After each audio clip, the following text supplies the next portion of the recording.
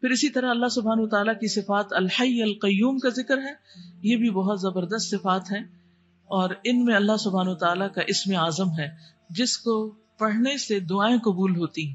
اسی لیے ہم دیکھتے ہیں کہ بدر کے موقع پر جب حالات بہت تنگ تھے تو نبی صلی اللہ علیہ وسلم نے کن اسماء کو پکار کر دعا کی تھی؟ یا حی یا قیوم برحمتک استغیث۔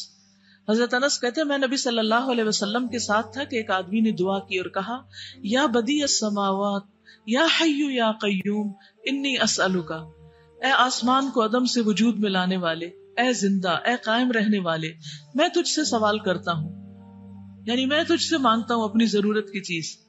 تو آپ نے فرمایا کیا تمہیں معلوم ہے کہ اس نے کس چیز کے ساتھ دعا کی؟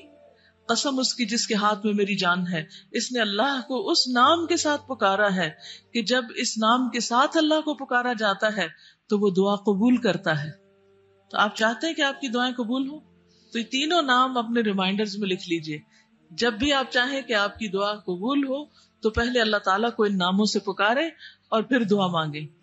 قیامت کے دن جب لوگ جنت میں چلے جائیں گے تو جمعے کے دن اللہ تعالیٰ اعلیٰ علیین سے اپنی کرسی پر نزول فرمائیں گے، پھر اللہ تعالیٰ کرسی کو نور کے ممبروں سے گھیر دیں گے، یعنی کرسی کے ارد گرد کیا ہوں گے؟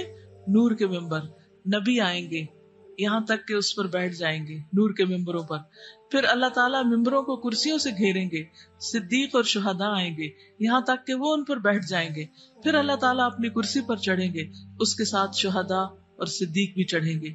یعنی اللہ سبحانہ وتعالیٰ قیامت کے دن اپنے بندوں سے جس طرح ملاقات کریں گے اس کا ذکر یہاں کیا گیا ہے، صحیح الترغیب و ترہیب کی حدیث ہے۔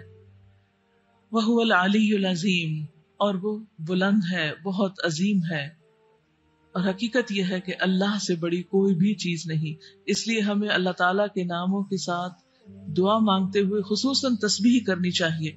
فَسَبِّحْ بِاسْمِ رَبِّكَ الْعَظِيمِ، قسم اس کی جس کے ہاتھ میں میری جان ہے، اس نے اللہ کو اس نام کے ساتھ پکارا ہے کہ جب اس نام کے ساتھ اللہ کو پکارا جاتا ہے تو وہ دعا قبول کرتا ہے۔